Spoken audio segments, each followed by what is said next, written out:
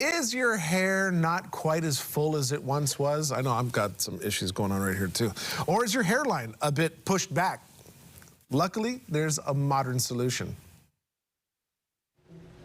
It's another edition of Makeover Monday. So, of course, we're here at the Ferguson Clinic, joined by Dr. John Ferguson himself. Hi, it's good to have you here today. Yes, thank you so much for having us, because we were talking about something that's really important that I think a lot of people, especially men, have some insecurities about. So we're talking about hair transplantation. Yeah. Is that one of the more common things men come on for? It really is. You start out with some insecurities early in life, sometimes later in life, but it really can make a huge difference when it comes to just feeling good about yourself.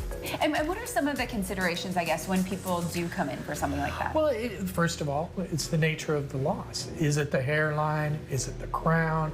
Do you have an old scar that you want covered up?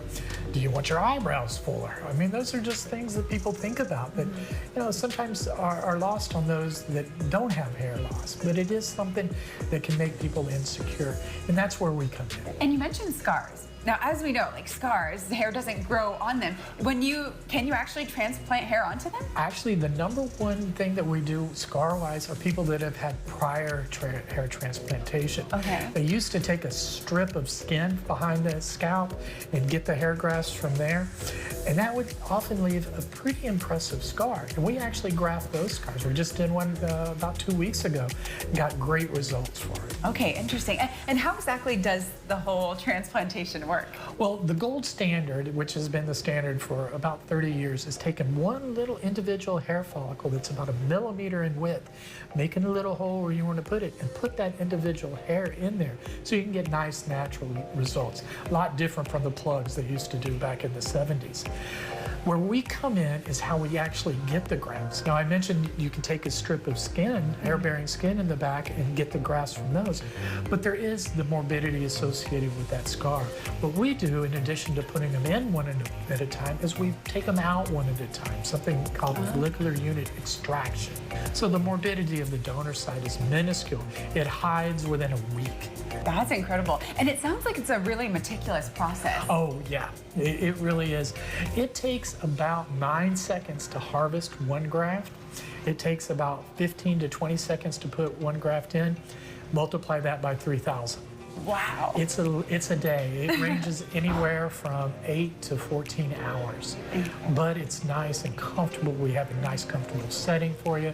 You can watch TV, you can read. I had one patient that was in here, was a teacher, graded papers the entire procedure. It was the first time he was caught up in grading papers in months. Yeah, and 100% worth it, because the confidence boost that you get, the results are incredible. It really does make a huge difference in confidence.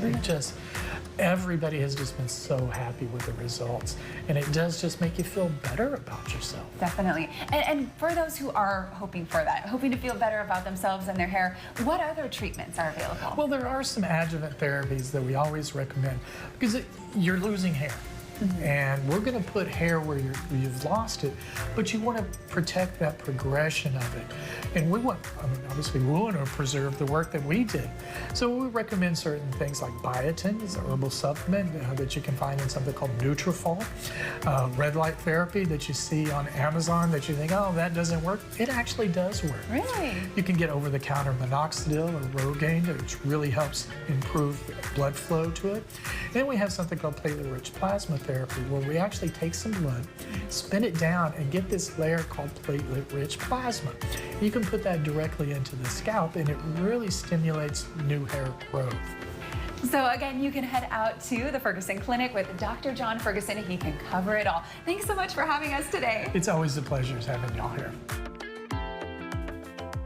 Such an appropriate topic, considering a lot of people won't put two and two together, but it's part of the topic of one of the reasons why we saw what we saw at the Oscars. I mean, losing hair is not a cool thing, and they're there to help.